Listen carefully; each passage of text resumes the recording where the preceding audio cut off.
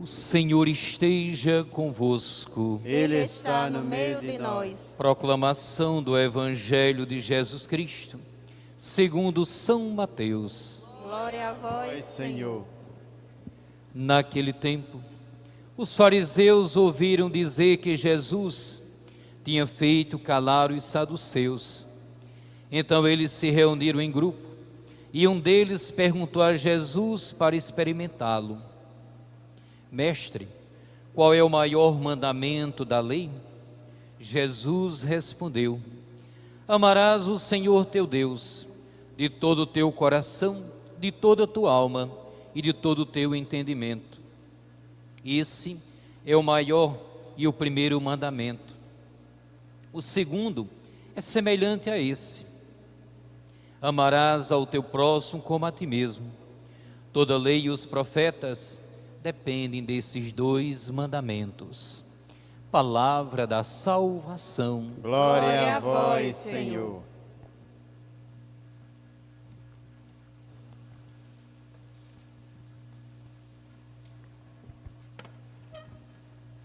Queridos irmãos e irmãs, quero repetir uma saudação bem especial às lideranças do ECC da nossa diocese, no casal Ana e Flávio, casal diocesano do ECC, todos os membros do Conselho Diocesano do ECC, que celebramos 25 anos de trabalho e de serviço na Diocese de Patos. Saudamos também o casal regional, que é do Rio Grande do Norte, de Mossoró, Bira e Gleide, a quem mandamos um grande abraço, porque não puderam estar presentes nesta celebração. Eu gostaria de lembrar que a missão da igreja não está parada.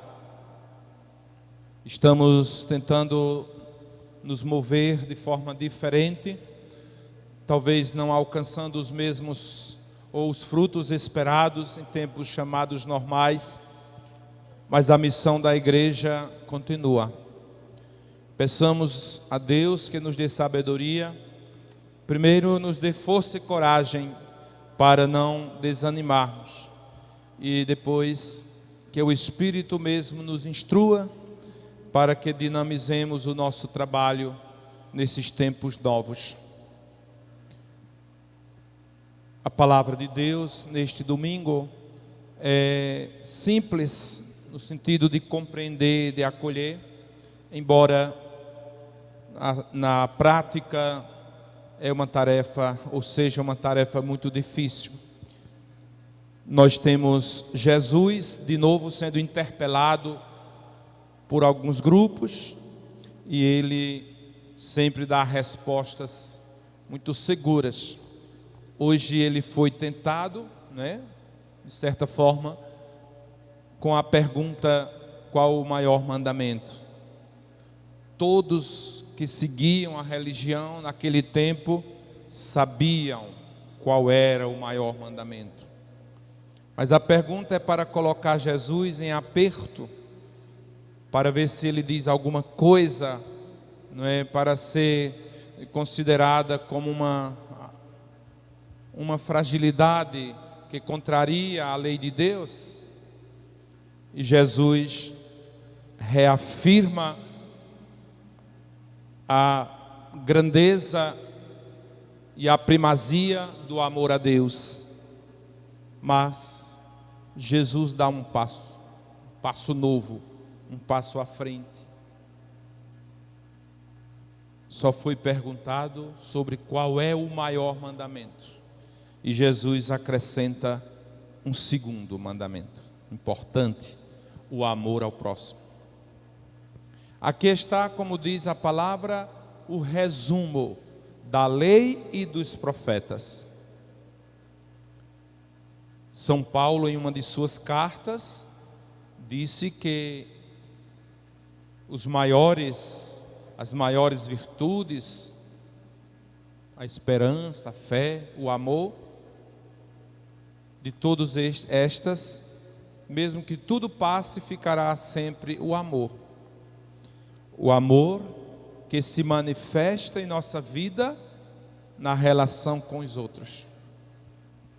Não é uma novidade de Jesus no sentido de que ele esteja inventando algo novo.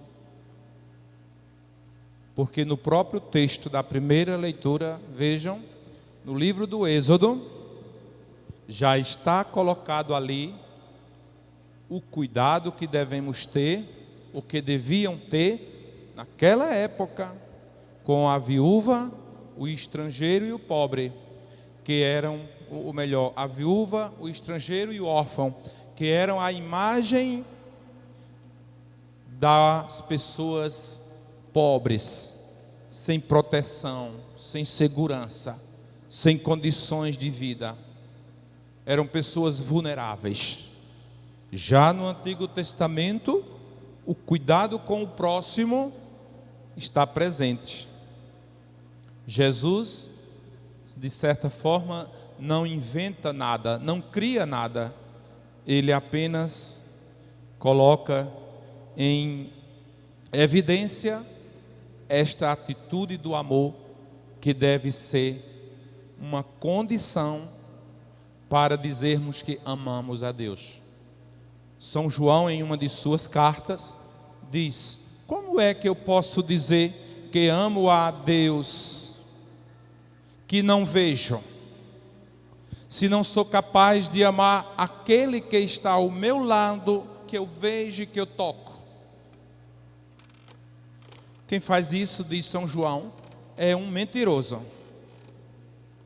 O amor a Deus, de certa forma, é uma motivação para fazermos um caminho, passando pelo outro e com o outro, para chegar a Deus.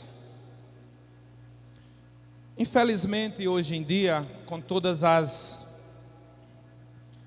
interpretações político-ideológicas, esse discurso do pobre, o Papa Francisco instituiu um Dia Mundial do Pobre. A igreja sempre uma coisa aqui e ali, sempre trabalhando com as suas ações a serviço do pobre, dos necessitados. Isso é evidente, ninguém duvida da igreja que sempre está com um olhar voltado para o outro, para o necessitado. E quantas vezes, como eu dizia, por causa destas interpretações político-ideológicas, da polarização, da intolerância, da divisão, quantas vezes essa ação em favor do pobre é interpretada como comunismo, como a igreja está se desviando do seu ideal evangélico. Ora, se é o próprio evangelho que nos ensina que o amor a Deus passa pelo amor ao próximo. Não é invenção do Papa, nem dos bispos, nem da gente católica, nem da igreja. É o evangelho. O problema é que quando a gente fala, quando a igreja fala em favor do pobre, mexe com aqueles ou com aquelas estruturas que geram essa pobreza ou esse empobrecimento. Mexe nos privilégios, mexe com estruturas egoístas de acúmulo. Aí mexe com o formigueiro que fica agitado por causa da penetração do evangelho.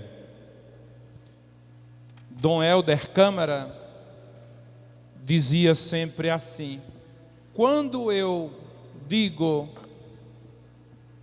ajudo um pobre, quando eu atendo um pobre, as pessoas dizem: como esse bispo é santo.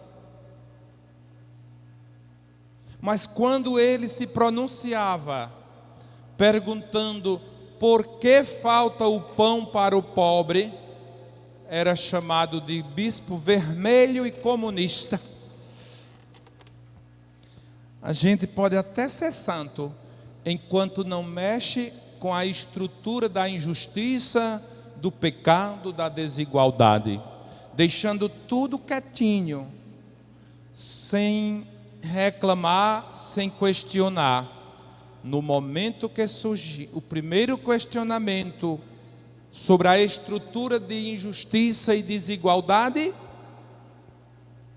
passa a igreja a ser tratada de forma pejorativa e depreciativa. Mas é o Evangelho que nos ensina. Nosso mestre é o Evangelho. É Jesus mesmo que nos instrui, que nos ensina. Então, meus irmãos e irmãs, se nós quisermos que a nossa vida cristã, que a nossa vida religiosa, que a nossa igreja seja uma igreja producente do ponto de vista do Evangelho, devemos olhar para a nossa vida em relação ao outro, principalmente ao outro, que é muitas vezes negado e tratado com indiferença. Amar a Deus e amar o próximo. Não há dicotomia, não há disparidade, não há contrassenso entre amar a Deus e amar o próximo. Não é possível dizer eu amo a Deus, mas não me preocupo com o outro quando precisa, individualmente ou também do modo coletivo, social. A igreja é a igreja daquele que multiplicou os pães. A igreja é a igreja de Jesus, que em última instância se fez pão repartido para que todos dele comessem e assim vivessem plenamente. Então a Eucaristia nos dá a lição de que amar a Deus é passar por essa seara, este ambiente do outro que precisa ser tratado com dignidade e com amor. Aprendamos deste Evangelho hoje, desta palavra que nos foi proclamada, e que a gente possa fazer algum gesto concreto neste tempo de dificuldades, que a gente possa abrir as mãos e o coração a partir da nossa espiritualidade, a partir do meu olhar para o céu. Eu tenho também a capacidade de olhar para o chão onde vivemos, e possa com generosidade socorrer os que estão por aí, caídos, abandonados, necessitados. Cada um de nós, nesta semana, poderá fazer um gesto concreto, com a pergunta simples: como expressarei o meu amor a Deus na minha vida cotidiana nesta semana? Como vou dizer concretamente que eu amo a Deus? Certamente há muitas situações que sugerem e que nos apelam para uma ação de partilha, de solidariedade e de vivência do amor. Cada um faça esse exercício. Quem já está fazendo, continue fazendo. Quem ainda não fez, comece agora, com um olhar atento, e com certeza você encontrará situações que serão grandes oportunidades para você atestar o seu amor a Deus. por meio do seu irmão, daquele que precisa de uma mão, de uma ajuda, de uma presença de amor.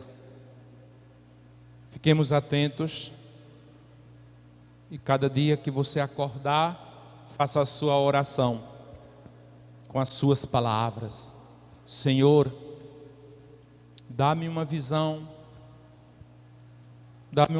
amorosa. Purifica o meu olhar neste dia, para que eu veja o Senhor nos meus irmãos, nas várias situações da vida. Purifica, Senhor, o olhar dos meus olhos físicos, mas sobretudo motiva o meu coração a ter um olhar puro, um olhar de amor ao próximo. Faça a sua oração todos os dias pela manhã e Deus mostrará as oportunidades para que você viva o amor. E assim, vivendo o amor, seremos felizes. Como diz Santa Teresinha do Menino Jesus: encontrei o amor, encontrei a minha vocação. A vocação da humanidade é o amor. Nós não nascemos para matar, nós não nascemos para odiar, nós nascemos para o amor, para a fraternidade. Eu aconselho a todos os fiéis que têm a condição plena, capacidade de ler, de pesquisar, não precisa nem comprar o livro, basta pesquisar na internet, Fratelli Tutti, em italiano, todos irmãos. O Papa Francisco escreveu agora uma encíclica, pouquinho longa, são 8 ou 9 capítulos, para falar da fraternidade em todos os níveis, a fraternidade religiosa, a fraternidade familiar, social. Eu aconselho a todos os católicos a lerem esta encíclica do Papa, belíssima. Nos ensina que a nossa vocação é o amor, a fraternidade, que a gente possa descobrir cada dia os espaços, as circunstâncias, os momentos que podemos ser sinal do amor de Deus para os outros. Queria agradecer imensamente ao SCC, na igreja, a nível de diocese, principalmente, pelo serviço prestado a tantas famílias. O SCC, que significa Encontro de Casais com Cristo, toca diretamente em muitos casais, em muitas famílias, que conseguem, com a ajuda desse serviço, fazer a experiência do amor de Deus e depois retomarem a sua vida de casal e de família com sentido novo. Redescobrem a beleza do amor matrimonial, do amor conjugal, e redescobrem o sentido de uma família cristã, onde Jesus é o centro, onde Jesus é a referência principal que dá sentido ao amor do casal no matrimônio. O SCC é um serviço a pastoral familiar. Não é somente o encontro que os casais experimentam, vivenciam durante um final de semana. Ali acontece um momento de, eu diria, de conquista, de encontro, mas depois esses casais se engajam, assumem várias atividades na igreja, nas pastorais, reencontram o sentido do batismo no engajamento pastoral. Como é bonito ver tantos e tantos casais que, graças ao SCC, retornaram à vida da igreja. Quem sabe quando os jovens haviam participado, depois se afastaram, e agora com o encontro de casais com Cristo, redescobrem a alegria de participar da igreja e evangelizam a sua família como igreja doméstica, que se torna igreja nas comunidades. Então, muito obrigado ao encontro de casais com Cristo, que deram um sentido especial à presença das famílias em nossa sociedade, onde também dão testemunho do Evangelho. E na igreja são este grande instrumento de evangelização para todas as famílias. Muito obrigado, na pessoa do casal diocesano, dos membros do conselho do ECC, por todo o serviço realizado. Sabemos dos desafios existentes, sabemos das preocupações, principalmente neste tempo presente, tempo de distanciamento, onde ficamos impedidos de realizar tantas atividades presentes no planejamento que vocês fazem. Mas de alguma forma vão conseguindo ser uma presença pelos meios que estão à nossa disposição. Também não posso deixar de dizer uma palavrinha, pelo menos, à nossa juventude. Esse domingo de outubro é sempre dedicado à juventude, Dia Nacional da Juventude, DNJ. Todos os anos acontece um evento com a juventude. Esse ano vai acontecer também, está acontecendo alguma coisa nesse final de semana que vai aparecer nas redes sociais. A coordenação diocesana pensou alguma coisa, certamente poderemos acompanhar pelas redes sociais alguma atividade relativa ao Dia Nacional da Juventude. Estamos ainda no mês missionário, continuemos nossa missão. A vida é missão. Eis-me aqui, envia-me. Eis-me aqui, Senhor, envia-me. Assim nos ajudou nesse mês de outubro a mensagem do Papa Francisco.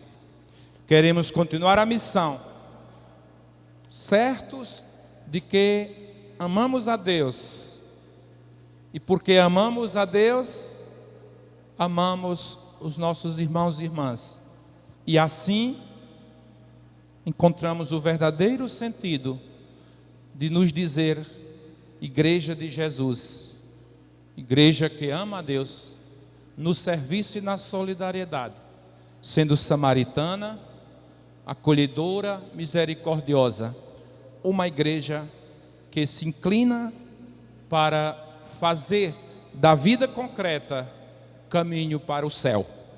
Louvado seja nosso Senhor Jesus Cristo. Seja louvado e amado.